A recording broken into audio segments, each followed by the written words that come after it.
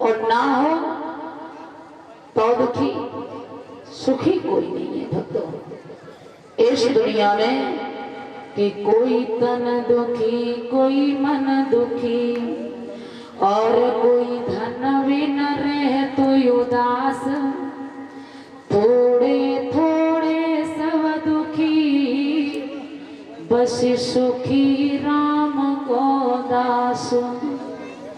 इस दुनिया में कोई किसी बात से दुखी है?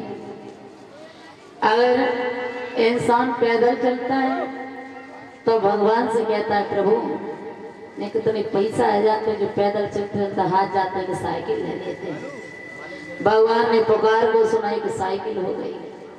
साइकिल पे चलने लगे तो कहने लगे प्रभु जब साइकिल चलाते घर में पसीना बहुत तेज आ जाता है, तो तेरे पैसा है जाते जो एक मोटरसाइकिल खरीद लेते हैं। मोटरसाइकिल भी हो गई। मोटरसाइकिल गई, कहने लगे प्रभु नेक और दे देते पैसा तो जहाँ पे धूप लगाते हैगी तने 4 रुपये की गाड़ी आ जाती। ऐसे इंसान की भूख कभी भर नहीं पाई हो। जिंदगी में कभी इसने ये नहीं कहा प्रभु अब मैं सुखी हूं, अब मुझे कुछ नहीं चाहिए, कभी नहीं कहा। इस दुनिया में मैंने तो एक बात देखी, सुखी कोई नहीं। कोई किसी बात से दुखी है, कोई संतान से दुखी है तो कोई संतान को दुखी है, कोई सम्मान को दुखी है तो कोई अपमान से दुखी है, सब सुखी है। मैंने देखा कि इस जग की अजब तस्वीर देखी और एक हंसता है 10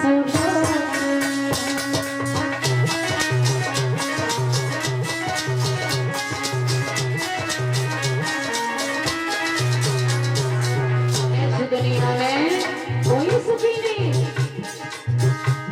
इस जग की अजब रीत एक हंसता है 10 रोते हैं। इस जग की अजब तस्वीर देखी एक हंसता है 10 रोते हैं।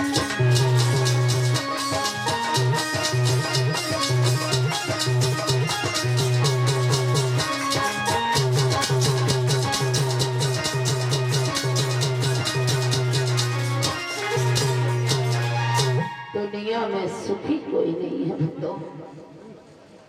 कलश भरने वाली कन्या खड़ी हो जाए। इस दुनिया में कोई सुखी नहीं हो पाया।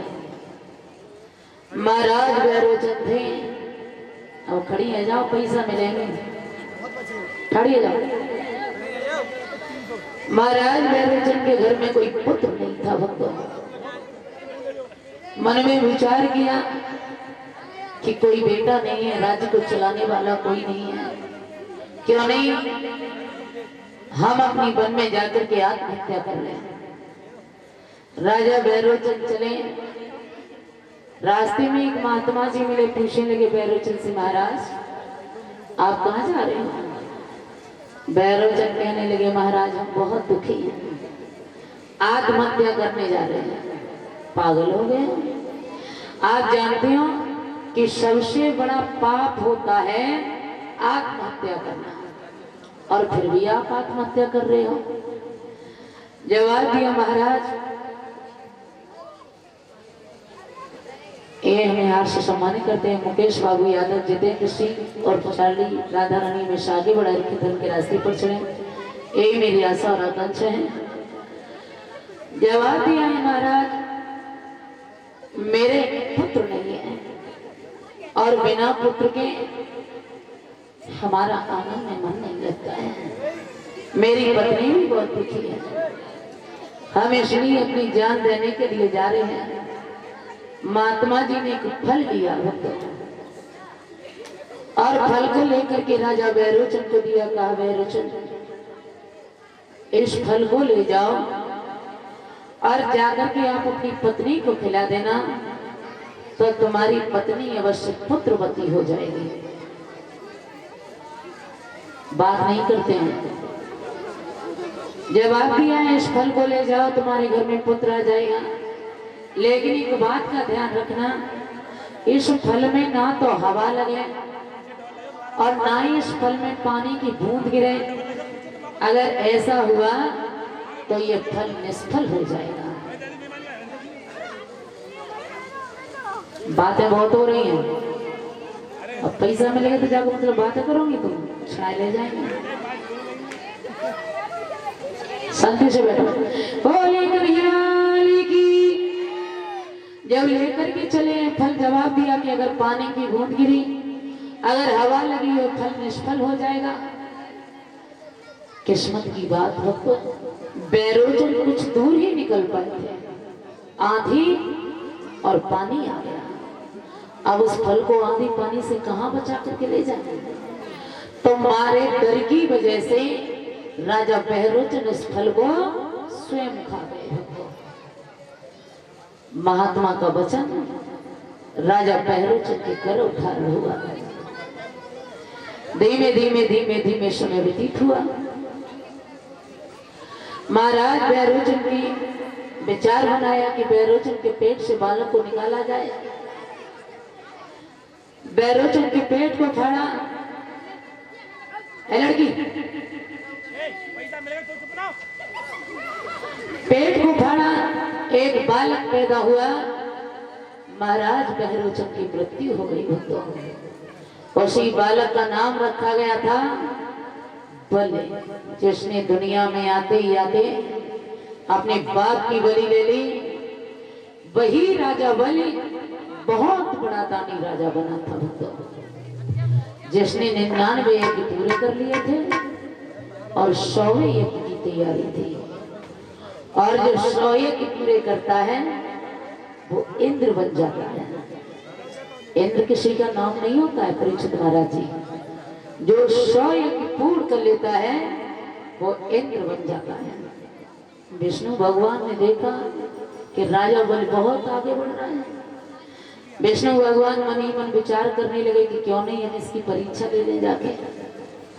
बहुत छोटा सा रूप धारण किया, वामन अंगुल का। वामन भगवान, छोटे छोटे हाथ हैं, छोटे छोटे पांव हैं, घुंघराले बाल हैं, चटकीली चाल है, कांधे पर कमल है, कानों में कुंडल है, हाथ में कमंडल है, बहुत सुंदर थे। वामन भगवान जाकर के पहुंचे राजा बलि के दरवाजे पर। राजा बलि दौड़ करके आए, महाराज आइए, विराजिए, बताइए मैं आपकी क्या सेवा कर सकता हूँ। वामन भगवान कहने लगे, राजा बलि, मैंने तेरा बहुत बड़ा नाम सुना था कि तेरे दरवाजे पर कोई जाता है तो खाली हाथ लौट करके कभी नहीं आया। और जब नाम सुना तो मैं भी चला आया, मुझे भी थोड़े से धन की जरूरत थी। राजा बलि कहने लगा, मांगिए महाराज, क्या मांगना चाहते हो? वामन भगवान कहने लगे, आगे दरवाजा भर जाओ। बलि कहने लगा, महात्मा जी, अरे हमें लगता है कि आजकल आप छोटे मोटे राजाओं के पास जाते रहोगे, जिन्होंने कह दिया होगा और वापस हो गए, लेकिन आप नहीं जानते हो, आप राजा बलि के दरवाजे पर बैठे हो। दरवाजा की बात कर रहे हो तो मेरी बात सुनो। आज वो महाराज बलि दरवाजा भरने लगा, कहने लगा, महाराज दरवाजा माथों में भरता हूँ और मैं अपना वचन निभाऊंगा। ओ सौगंध गुरु की खाता हूँ ना पीछे करना।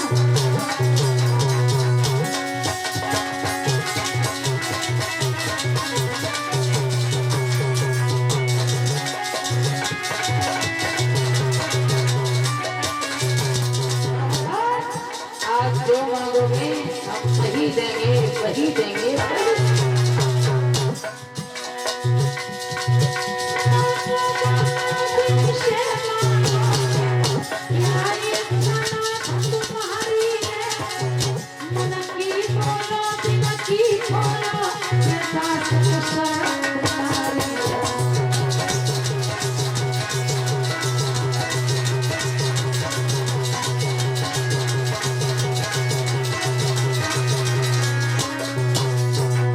जवाब दिया महात्मा जी, आज जी भर करके मांगिए, आज जो मांगोगे हम वही देंगे, वही देंगे, वही देंगे। महाराज भोजन मांग लो। और महात्माओं को जरूरत क्या होती है? और बोला है राजा बल महात्मा जी मेरे यहाँ पर कि भोजन मांगो कपड़ा मांगो। महात्मा जी मेरे घर किसी चीज की कमी नहीं है। और बोले भोजन मांगो जी कपड़ा मांगो मांगो रे नाना जी हमारा तन मन धन सब तुम ही पर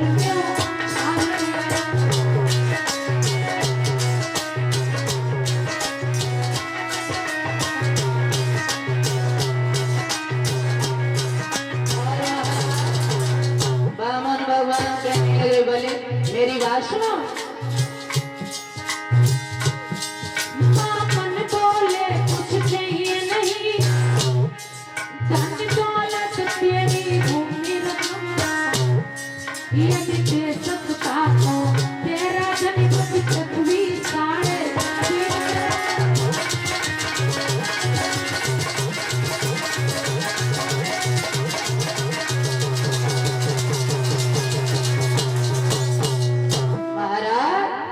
कुछ नहीं चाहिए मुझे 3.5 कदम पृथ्वी दे दो। राजा बोले हंसने लगा महात्मा जी कैसी बात कर रहे हो? तेरे बाचा तो ऐसे भरवा रहे थे हमें तो मालूम पड़ रहा था कि हमारा राज्य मांगेंगे। अगर मांगना होता स्वामी जी तो मेरा राज्य मांग लेते। अरे मांगना होता सोना चांदी मांग लेते हीरा मोती मांग लेते। लेकिन 3.5 कदम पृथ्वी। बामन भगवान कहने लगे बस महाराज अपना गुजारा 3.5 कदम पृथ्वी में हो जाएगा। आप दरवाजा तो भर चुके हो आप संकल्प और कर दो। विश्वास नहीं है?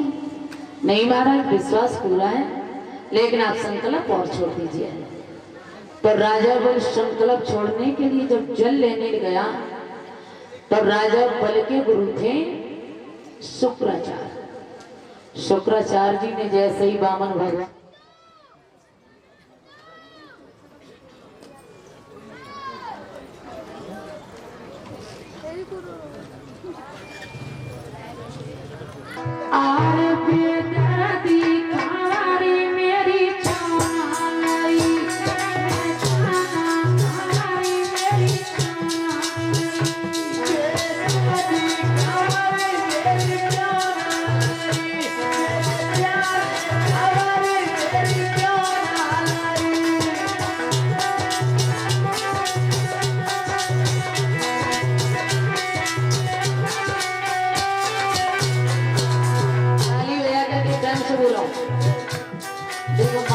ध्यान मन लगा दे तुम्हें नहीं मिलेंगे।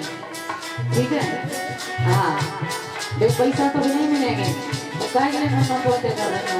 भजन में लगाओ ताली बजा करके मेरे को हमारी मेरी क्यों नहीं मेरे प्यारे हमारी मेरी क्यों नहीं मेरे प्यारे मेरी क्यों नहीं तेरे हमारी मेरी क्यों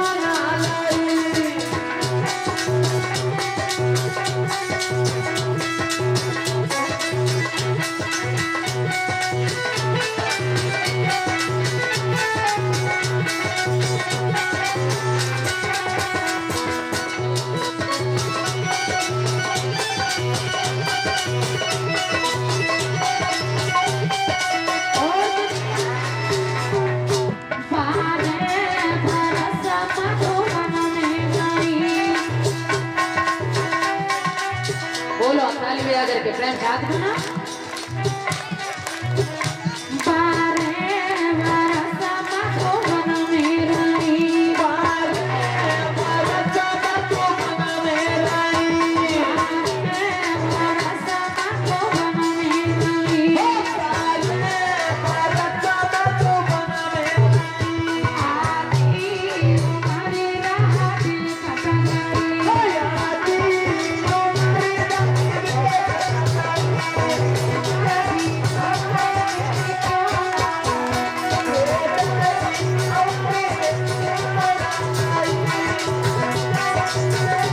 है।